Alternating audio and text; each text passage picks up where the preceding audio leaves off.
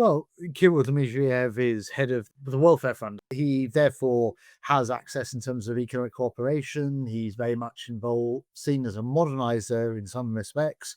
It also fits the narrative in terms of he's born in Kiev and therefore fits this narrative put forward by the Kremlin that Ukrainians and Russians are the same people. It's something that we've heard from the Trump administration as well. He's also relatively young. He's married to Natalia Popova, who is close to Vladimir Putin's daughter, Yekaterina Tinkonova. So he's very much a part of this new age Russians, if you want to call it that. He was educated at Stanford University, if my memory serves me correctly. So again, he has links to America. He's seen as a modernizer. He's seen as someone who is interested in developing Russia and therefore plays into the mercantilist perception of Donald Trump. How did he come onto the scene in this role? Well, as I say, he's married to one of Yekaterina's closest friends, and therefore he has been a big part, being close to Putin. Invariably, he's met him. As I say, he's head of the Russian Direct Investment Fund, and so he's been there since about, I would say, the early 2010s. And he's quite different, though, from the kind of diplomat you see in the Foreign Minister Sergei Lavrov. How do the different factions in Putin's diplomatic team work?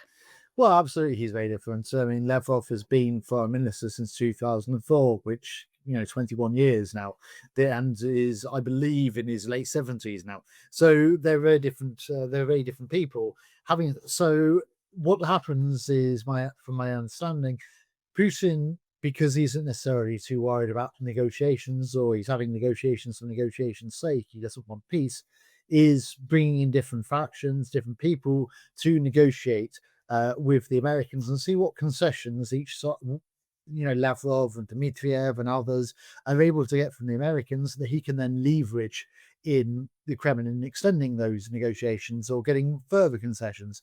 At the same time, it also allows him to plausible deniability. Should, let's say, Dmitriev overextend himself by agreeing to an oil or gas deal in the Arctic with the Americans, and then Nikolai Patrushev, famous Silovik, tells Putin that this is something that shouldn't happen, the Americans shouldn't have access to Russian natural resources, Putin can then say, well, I never agreed to this.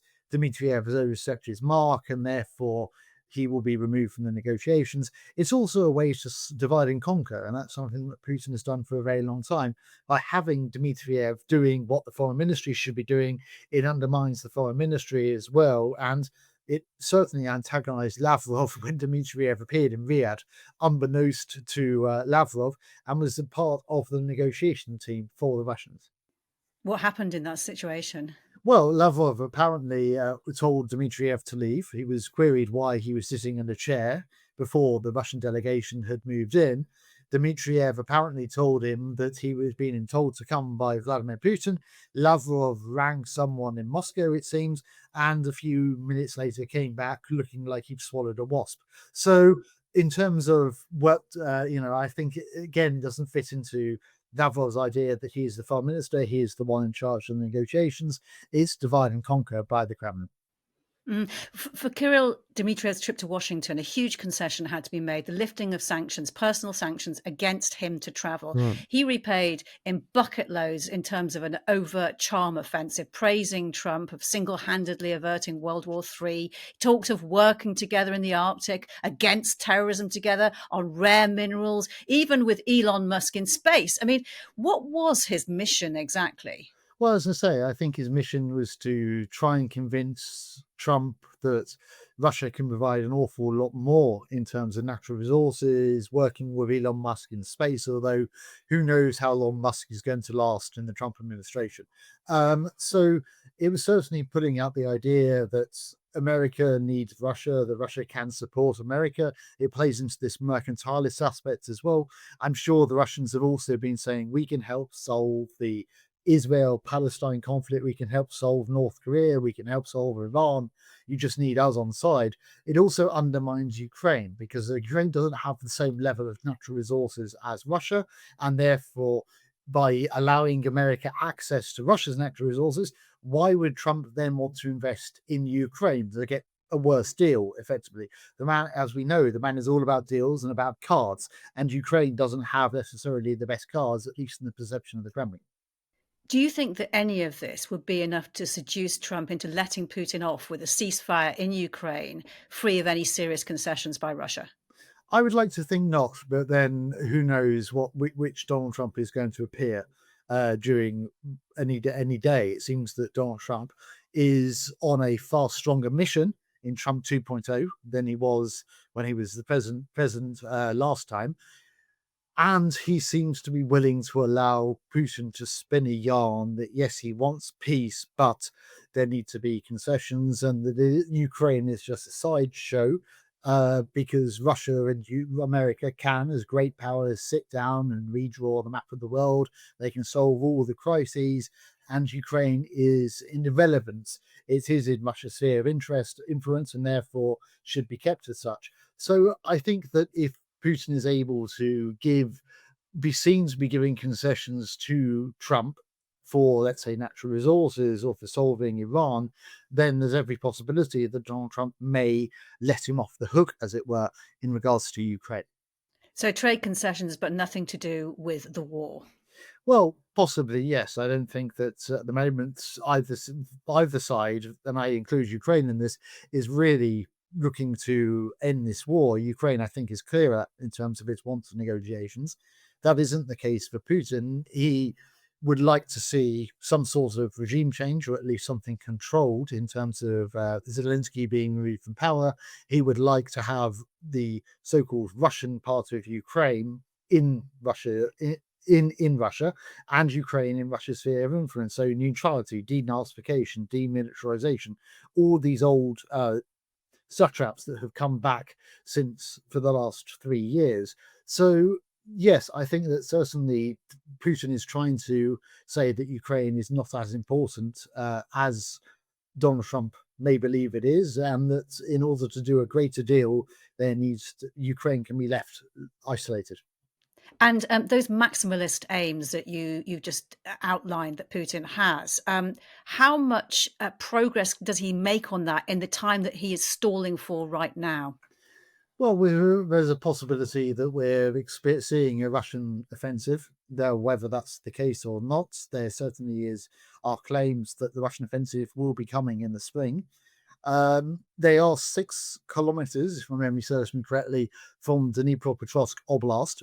So they'll be able to take, if they do manage that, the whole of the Donetsk Oblast. And if they encroach into Dnipropetrovsk, then, as we've seen in the past, facts on the ground matter to the Kremlin. We may see that they claim Dnipropetrovsk. If they advance in Sumy, they may also do the same, and also in Kharkiv. So it certainly is important. I think that Vladimir Putin doesn't want negotiations. He believes he's winning this war, and then America is going to eventually get tired because Donald Trump has put himself into a trap by saying he can solve the war in a day, 100 days, 1 week, depending on which narrative or message he's been portraying on that week. And if the negotiations do collapse and the war continues, how will Kremlin insiders judge Putin? Well, in terms of Kremlin insiders, that is a difficult thing to say. If Russia is pushed back, if Ukraine is able to push Russia back to its 2022 borders before the war began, then that may lead to the Russian elites deciding that this was not really a war worth fighting, and it's led to an estimated 800,000 casualties on the Russian side, perhaps even more. So it's really difficult to say in terms of what the Russian elite are thinking at the moment. At the moment, I think that Putin believes he is winning, and therefore he will continue to push Ukraine into a corner. He believes that America is growing tired, that Europe isn't able to defend Ukraine, and eventually Ukraine will be isolated. He said repeatedly that yes, it is painful at the moment, but the reward will be worth it. That reward means Ukrainian capitulation and Russian suzerainty over Kiev. And what of Putin's demands that the Zelensky government is replaced? We did see Donald Trump go off the deep end when he suggested that the UN should step in with an interim government. Do you think Putin's making any progress in terms of persuading a persuasive narrative that's moving in that direction, that he may actually succeed? Again, it's difficult to say. It depends on which Donald Trump wakes up in the morning. We've seen that the Donald Trump who has called Zelensky a dictator, although he denied that almost immediately, or at least a few days after he called live on television that Zelensky was a dictator. The interim government put forward by Russia in regards to the UN interim government of Ukraine, he was very vociferous about. But Americans like to have a clear narrative, and it does come into the good versus bad idea of democracy and elections. Elections are good because it brings democracy and democrats, and autocrats don't have elections and therefore they're bad. Whilst the 2024 election in Russia was anything but an election, it was simply the appointment yet again of a czar. It is in the narrative an election, whereas Zelensky is technically unelected because Ukraine, he's gone past his presidential term there, but because of martial law, they can't rightly, constitutionally, have elections. So again, it's in a narrative of good versus bad. It's particularly American, I would say, and so eventually we may well see that Zelensky, one of the things that has to happen after the negotiations of peace happens, is that Ukraine will hold presidential elections. Mm. The Russian economy has been distorted by the war, interest rates held high to hold inflation down, and money ploughed into the defence sector at the expense of the civil sector. How much longer do you think this can go on? Well, I believe that it's hard to say. I mean, there has been a cottage industry about the imminent Russian economic collapse since 2022. Sanctions have played a role. They have certainly hurt the Russian economy. Russia has moved, as you said, towards a more militarized economy to the detriment of the civil sector. And the civil sector is basically a zombie at the moment. It is difficult in terms of how long the militarized economy can keep the entire economy afloat. Inflation is high. The key interest rate is 21% and possibly likely to rise again. So it is a difficult situation, but I think that at the current climate, we're probably not going to see much of a change until the end of 2025. And it's one of the reasons why I think Putin wants to continue this war, because going back from a militarized economy is very, very difficult to achieve, because if you recede on the militarization of the economy, the factories, the mass production of weapons, all these sorts of things, and go back to try and recreate a what is now moribund civil economy, it can create a huge crash. And so he would want to maintain that militarized economy, and so he needs to maintain some form of war. So it's a very difficult situation that the Kremlin has put itself in regards to the economy.